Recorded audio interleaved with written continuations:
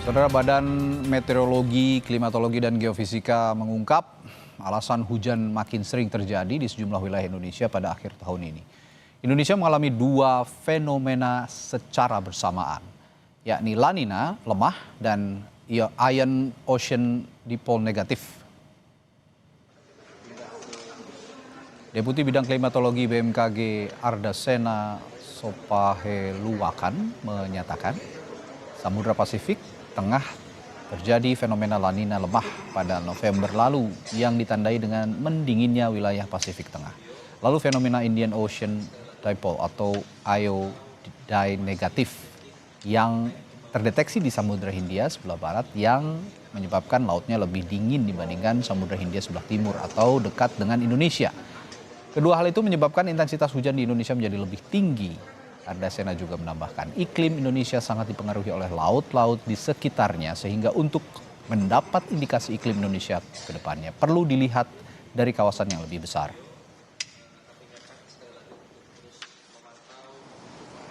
Saat ini keadaan cukup spesial, yaitu kita sedang mengalami dua fenomena secara bersamaan. Di Samudra Pasifik saat ini terjadi fenomena La Nina lemah dengan indeks sebesar minus 0,77 pada akhir bulan November yang lalu.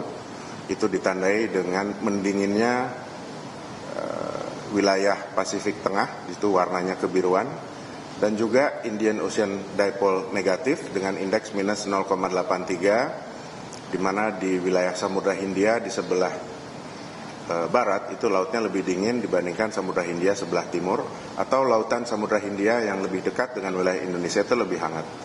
Kondisi latar belakang atau background condition ini ya yang menyebabkan belakangan di Indonesia hujannya itu cukup tinggi. Menko Bidang Infrastruktur dan Pembangunan Kewilayahan Agus Harimurti Yudhoyono menyatakan antisipasi cuaca dan kesiapan infrastruktur menjadi kunci dalam menghadapi mobilitas pada libur Natal dan Tahun Baru 2026. Menko AHY langsung melakukan kunjungan ke kantor BMKG untuk memastikan kesiapan mitigasi cuaca ekstrem serta keselamatan perjalanan masyarakat di libur Nataru. Kondisi ini dilakukan sebagai upaya pemerintah dalam meminimalisasi risiko gangguan transportasi darat, laut, dan udara akibat faktor cuaca. Menko AHY menyatakan meskipun antisipasi masih perlu dilakukan sepanjang Desember hingga Januari 2026, namun dirinya memastikan kenyamanan perjalanan masyarakat selama libur Natal dan Tahun Baru menjadi prioritas.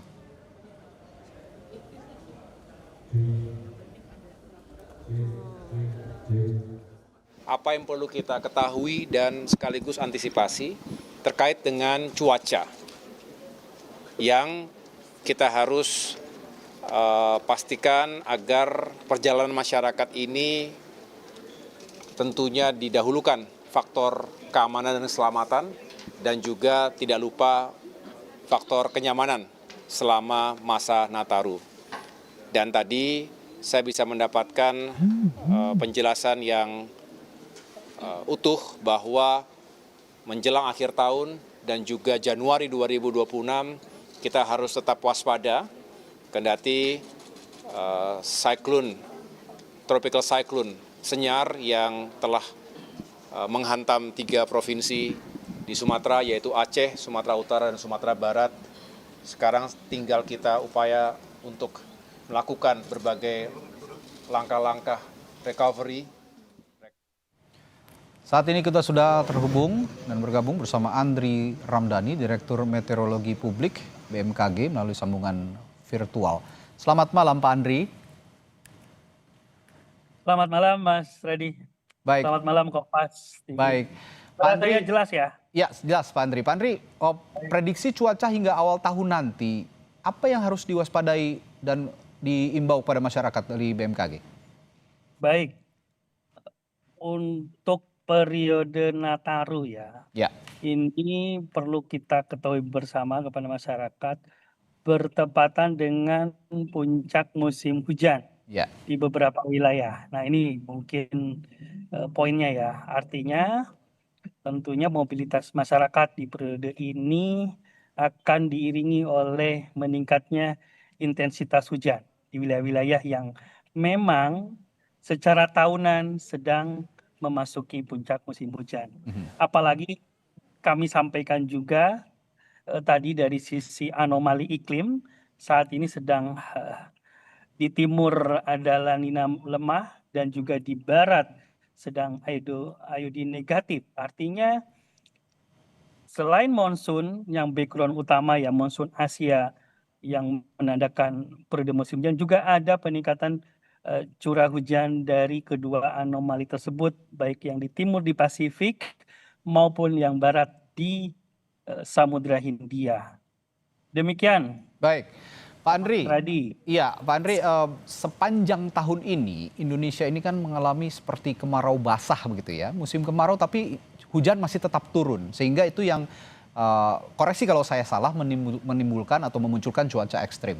Nah, bisa Anda jelaskan dengan bahasa yang sederhana kepada masyarakat, dibandingkan dengan cuaca ekstrim yang terjadi pada kemarau basah kemarin, dibandingkan dengan sekarang yang cuaca ekstrimnya lebih intens dan curah hujannya lebih tinggi, itu dampak yang muncul kepada masyarakat terutama yang saat ini sedang menjalani libur Natal dan Tahun Baru untuk mewaspadai adanya bencana alam. Bagaimana, Pak Andri? Betul, sepanjang tahun 2025 ini kita dihadapi adanya curah hujan yang ekstrim ya di beberapa waktu yang lalu. Contoh di awal tahun di Maret 2025 juga sekitar Jabodetabek itu curah hujan sangat-sangat tinggi. Lalu terakhir di September di Bali 385 dan yang terbaru adalah pemicunya dari siklon tropis Senyar yang ini rekor tertinggi curah hujan dalam satu harian 400 mm dan artinya sepanjang tahun ini intensitas maupun frekuensi hujan ekstrim ya ataupun secara umum cuaca ekstrim ya itu meningkat dibanding tahun-tahun sebelumnya dan tentunya itu meningkatkan risiko berbagai bencana hidrometeorologi, banjir, banjir bandang dan juga longsor. Artinya kita menghadapi tahun yang cukup berat dibandingkan tahun-tahun sebelumnya. Oke. Demikian Mas Radi. Artinya begini Pak Andri, apakah di tahun-tahun berikutnya kita akan mengalami siklus yang serupa setiap tahun dan terjadi di akhir tahun? Siklus serupa pasti iya. Jadi Oke. di Indonesia itu kan mengenal hanya dua musim. Musim kemarau dan juga musim hujan. Musim kemarau biasanya di bulan-bulan Juni, Juli, Agustus. Musim hujan puncaknya di Desember, Januari, Februari. Walaupun ada sedikit pergeseran, kadang datang lebih cepat, Oke. musim hujannya ataupun kemaraunya juga datang lebih lambat, tetapi polanya akan sama di bulan-bulan yang saya sampaikan tadi. Ya. Jadi tadi anomali iklim dan juga lain sebagainya ya dinamika atmosfer yang aktif ini tentu artinya ini yang tadi yang menciptakan variasi ya. Oke. Nah, kadang lebih tinggi intensitasnya ketika itu musim hujan atau ketika misalkan El Nino, kadang kemaraunya lebih panjang. Nah, tapi secara pola itu tetap patternnya seperti itu Mas Baik. Radi. Ya, BMKG Ya. juga sempat mengutarakan atau menginformasikan Indonesia ini di akhir tahun ini dan juga awal tahun 2026 dikepung 3 bibit siklon. Nah, mungkin juga bisa dijelaskan kepada masyarakat awam begitu. Apa bahayanya bibit-bibit siklon ini ya, sehingga kita harus benar-benar waspada, dan bisa dijelaskan karakteristik masing-masing siklon ini bagaimana Pak Andri? Baik, jadi siklon pun atau bibit siklon di wilayah Indonesia ada musim-musimnya Mas Radi dan pemirsa semua ya. Misalkan musim di utara. Nah, utara itu biasanya dia aktif dari bulan Mei hingga Desember. Termasuk yang kemarin Senyar kan di utara Indonesia tuh. Ya. Itu kan terjadi di November kan. Nah, Mei, November. Nah, kemudian beralih di selatan itu, musim siklon itu aktifnya di November, Desember, hingga April tahun depan. Jadi siklusnya berubah ke selatan nih. Jadi yang kami sampaikan di beberapa waktu yang lalu, bahwasannya potensi bibit siklon maupun siklon tropis bergeser potensinya di wilayah selatan. Akan aktif nanti tumbuh bibit-bibit siklon, siklon tropis yang secara bergantian.